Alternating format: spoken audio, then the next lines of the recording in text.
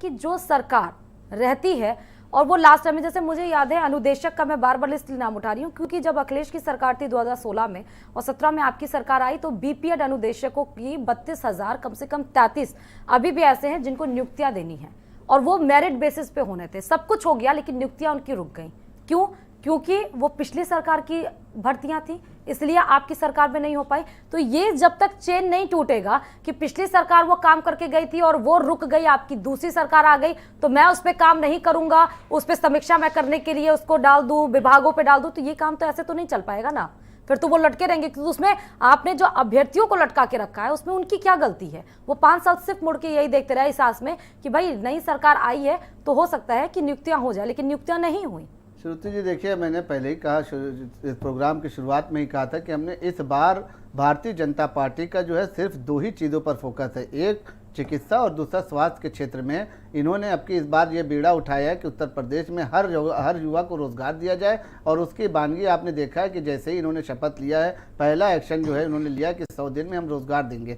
10,000 सरकारी नौकरियों के अलावा जो भी वैकल्पिक नौकरियां हम उस पर कोशिश कर रहे हैं, उसका लगातार विचार किया जाए, लगातार बैठकें। अच्छा, मेरा एक सवाल और यहाँ पे आ गया। नहीं, बैठकें चल रही है, आप फिर वही बात आप कर रहे हैं, आप सवाल ही करते रहिएगा। सबसे ज्यादा हमारा अभियान जो चलेगा वो स्वास्थ्य पे चलेगा। आप बताइए पिछले 5 साल की सरकार में आपने स्वास्थ्य पर कोई ध्यान दिया?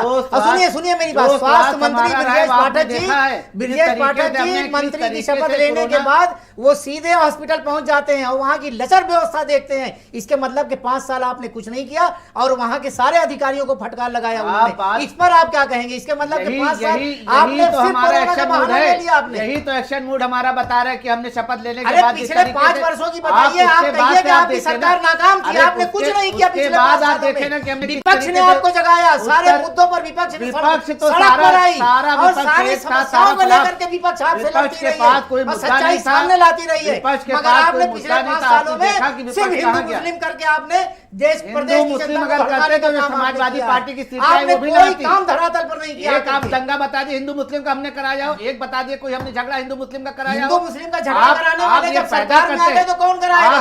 आप पैदा करते हैं कि ताकि मुसलमान आपकी तरफ जाए, आप डराने वाला काम करते हैं। वाले तो आप ही लोग हैं। भारतीय जनता पार्टी ने एक वक्त सारे मुसलमान और दिल्ली में इतना बड़ा दंगा आपने करा दिया, ये भारतीय जनता पार्टी नहीं कराया, किसने कराया? अरे यूपी में बताइए कि हमारी सरकार है, छोड़ दीजिए आप बताए ना, आपके हाथ में कमान है। आप समाजवादी पार्टी की सरकार के हजारों दंगे समाजवादी पार्टी की सरकार में आप उसी के सहयोगी दल हैं, आप हिंदू मुसलमान आप उसी के सहयोगी दल हैं जो हमेशा दंगा कराती है, जो परिवारवाद की राजनीति करती है। वहां पर आप कामयाब नहीं हुए। हम हर जगह कामयाब हैं। इस मुद्दे को दोबारा सत्ता में आने का मतलब है कि हम हर तरीके से कामयाब है। जनता हमारे पर विश्वास कर रही है, जनता के विश्वास को पूरा करने का काम करेंगे। के बाद न जाने कितने सवाल सभावे में चल रहे हैं। चुनाव के बाद और चुनाव के पहले आपने सारे मुद्दे बनाए थे।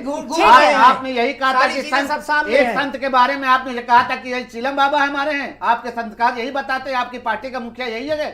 हमारी भारतीय जनता पार्टी, आप ये बताइए, पूर्व मुख्यमंत्री को आप टोटी चला करके लेके चले गए। आप अपने संस्कार देखिए, आप पहले आप एक टोटी की चोरी आप पूर्व मुख्यमंत्री को लगा रहे हैं। आपकी मानसिकता ठीक है ही नहीं। आप सिर्फ आरोपों पर आप जिंदा रह करके राजनीति करना चाहते हैं। कोई आरोप नहीं, हम सिर्फ विकास के नाम पर जिंदा है। कौन सा विकास कर दिया आपने पिछले 5 सालों में? एक विकास आप बताइए, पिछले 5 सालों में एक विकास बताइए। सारे हाईवे आप देख लीजिए, हाईवे किसके बनाए हुए थे? एम्स हॉस्पिटल देख लीजिए, आप शुरुआती दौर में किसने किया था? विपक्ष के नेता अखिलेश यादव ने किया था। 39 trauma centre, 7 AIIMS college, trauma centre की व्यवस्था जाकर के देख लीजिए। एक बार आप धरातल में जाकर के घूम लीजिए, तब आकर के आप बताइए कि हमारी सरकार। पूर्वांचल एक्सप्रेस वे देखिए, जहाँ 3 घंटे में आप गाजीपुर बलिया की तरफ जा सकते हैं, जहाँ पहले रात में औरतें जो है सफर करने के लिए घर वाले गाजीपुर बलिया के बच्चे रोजगार के लिए पलायन भी दिल्ली मुंबई करते हैं, उस पर भी तो कुछ बोलते नहीं। ये हमेशा से रहा है। देखिए उत्तर प्रदेश जो है रोजगार अब